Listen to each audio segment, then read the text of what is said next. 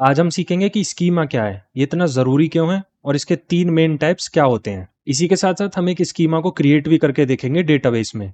Schema define करता है कि आपके डेटाबेस का स्ट्रक्चर कैसा होगा, यानी डेटा किस फॉर्मेट में स्टोर होगा और डेटा कैसे एक दूसरे से रिलेट करेगा।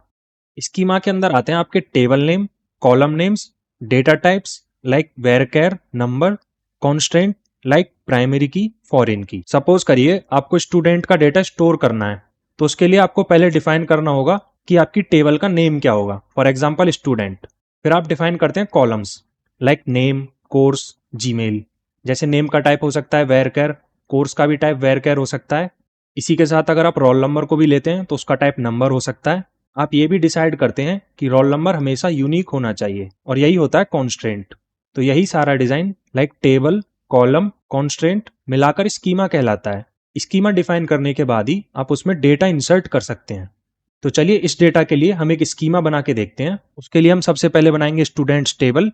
क्रिएट कमांड का यूज करके आप कोई टेबल बना सकते हैं, जैसे क्रिएट टेबल। यहाँ पे स्टूडेंट्स टेबल का नेम है और ब्रैकेट के अंदर कॉलम के नेम। मेरे को नेम चाहिए वेरचर जिसकी लेंथ होगी 50, कोर्स चाहिए वेरचर जिसकी लेंथ होगी 20 और जीमेल कॉलम चाहिए वेरचर जिसकी लेंथ हो सकती है 100।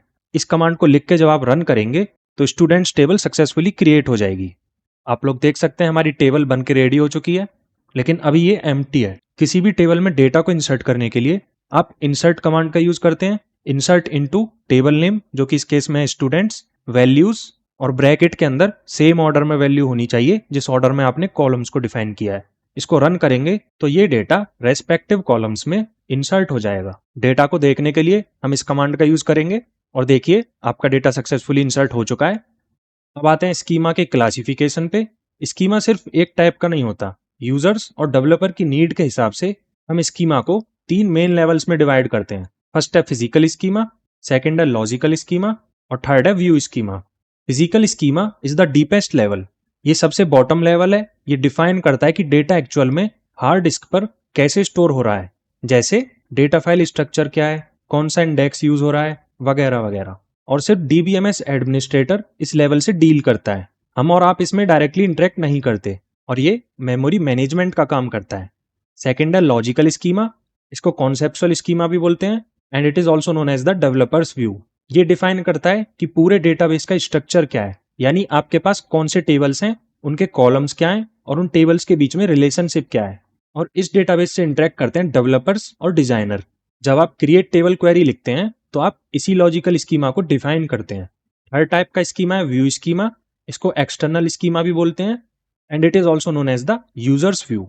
ये डिफाइन करता है कि हर इंडिविजुअल यूजर को डेटा कैसे दिखेगा, क्योंकि हर यूजर को पूरा डेटाबेस देखने की परमिशन नहीं होती। फॉर एग्जाम्पल, स्टूडेंट को सिर्फ अपना रिजल्ट और अपना फी स्टेटस दिखेगा, पूरे कॉलेज का एम्प्लॉय डेटा नहीं। अकाउंटेंट को सिर्फ फाइनेंशियल डेटा दिखेगा। सो व्यू स्कीमा डेटा को हाइड करके हर यूजर के लिए एक स्पेसिफिक विंडो क्रिएट करता है और उसी को हम बोलते हैं view. In short, schema is the blueprint. Physical schema tells us how data is stored, logical schema tells us what data is stored, view schema tells us who seize what data.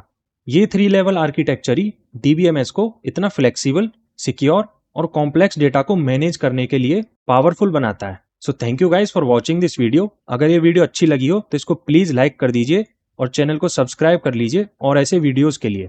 मिलते हैं next video में अगले topic के साथ।